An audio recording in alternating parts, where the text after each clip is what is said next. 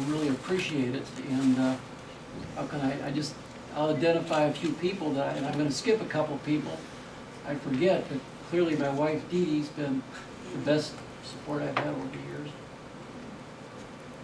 And Tenny invented our department. He invented Raritan. It should be the Williams Family Practice Center instead of the Raritan Family Practice Center.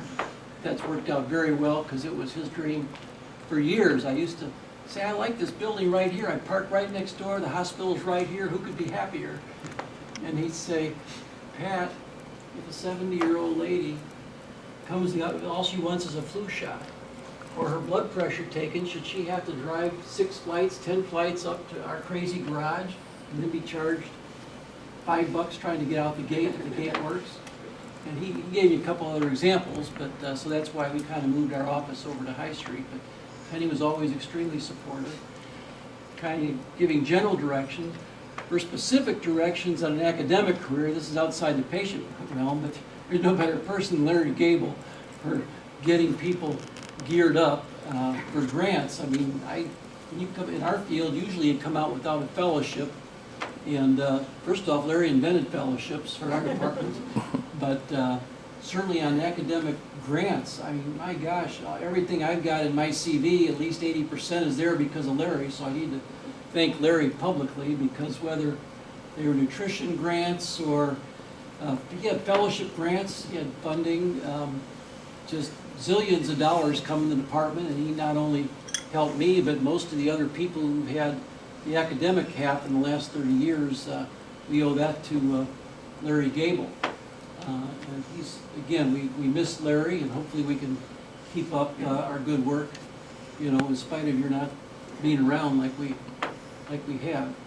A couple of other folks, we worked with Ben Maleka for years and helped us on several committees. And Becky Meeks, I haven't worked with Becky for much of the last 20 years when I moved on, but for 10 years made my life very great in working with the medical students and on various committees with our medical students. Bob, we appreciate your help with the various committees early on, and we're trying to sort of get family practice integrated in the medical school, and Dr. Ruberg is very instrumental on the curriculum committee in getting that in. I'm going to miss a few people, and so I apologize. I will identify my 4 adult kids. They aren't really kids anymore, I guess, but Wendy's over there with her husband David, and then Jenny and Holly are over here. Holly's fiance is Ben, and Jen, I don't know if Adam's probably not here, but that's okay.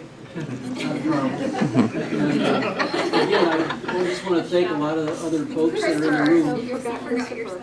Oh, Chris, yeah. The one who does all your computer work. The computer guy. This is the acorn that fell far, far.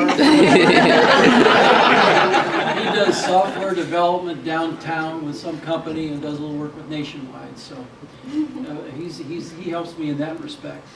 But and then again, there's other folks in the room here, and I can't really go through and name everybody, but I appreciate you all coming to this event today. In case somebody asked or whatever, I do plan on returning in a couple months. I'm going to cut back my hours to about 55–60% time. I'll still be precepting residents, but a little bit less. I'll still see people who've been my patients for quite some time. And I tell you, it's not one of the people say, how did you stay here this long? That's a long time. And a couple things. One, having to see the patients you've seen a long time, that gets you re-energized. Just because you go in the office, it used to be, how are you doing? I got people asking me, well, how's your kids doing? Did somebody get married a couple years ago? And I said, yeah, and 2 more to go.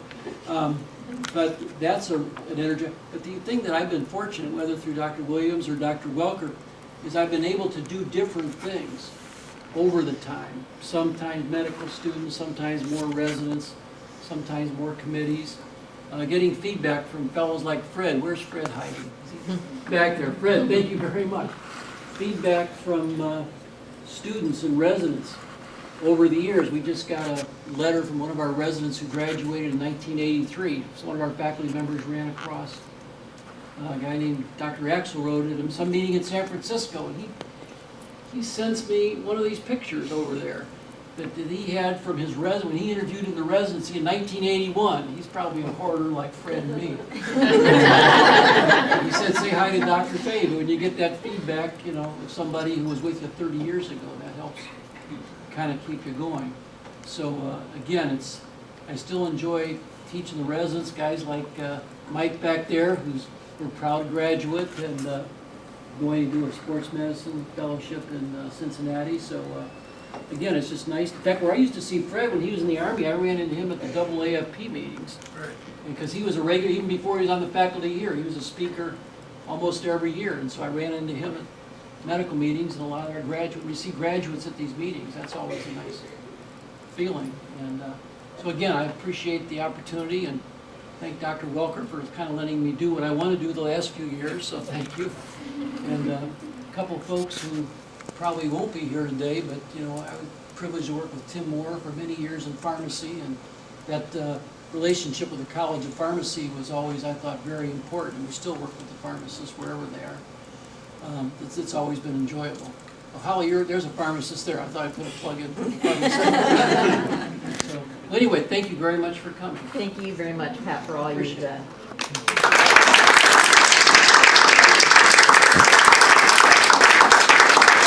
Now we get to cut the cake. Are we doing that, or?